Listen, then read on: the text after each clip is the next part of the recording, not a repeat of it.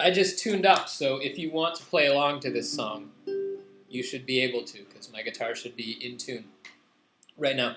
Listen, it's Songkran here in Thailand. I'm going to make this news bit quick. It's Songkran here in Thailand.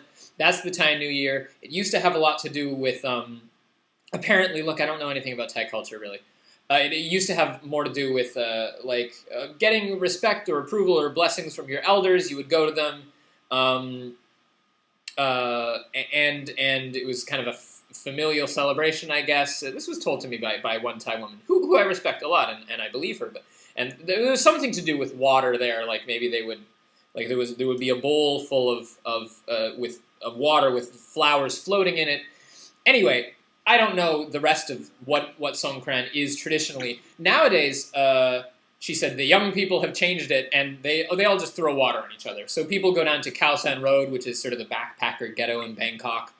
They all throw water on each other, and foreigners love it because it's it's a party. You throw water on each other, and it's hot because it's Thailand. There is also civil unrest here in Thailand. There are UDD protests, and there's technically a state of emergency here now. Don't worry, I'm fine. If I'm not able to post videos for a couple of days, it's just because YouTube has been having problems. Maybe they've blocked it here. But if they've blocked it, I won't be able to upload this, so maybe they haven't. Amazing Grace is a beautiful song. That's the song I'm doing today. And Amazing Grace is really beautiful when people who are really good singers and really good technical singers put a lot of extra notes in, and it sounds really nice. On the other hand, that's not to say that it doesn't sound beautiful sung simply, and I should say that I do kind of think it's one of the most oversung songs in the world, like that and the American National Anthem. And by oversung, I don't mean like sung too often.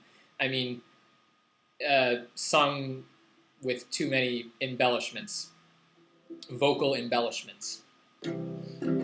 So I'm going to try to do it simple, because I can't do good vocal embellishment if I try, so I'm going to try to stick with what I do. I'm going to tune up and be right back. Tuned up. Amazing grace, how sweet the sound that saved a wretch like me. I once was lost, but now am found. Was blind, but now I see. 'Twas grace that taught my heart to fear, and grace my fears relieved. How precious did that grace appear the hour I first believed. The Lord has promised good to me. His word my hope secures. He will my shield and portion be, as long as life endures.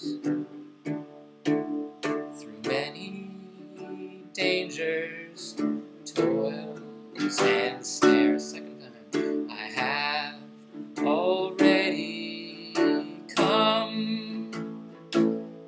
'Tis grace that brought me safe thus far, and grace will lead me home. When we've been here 10,000 years,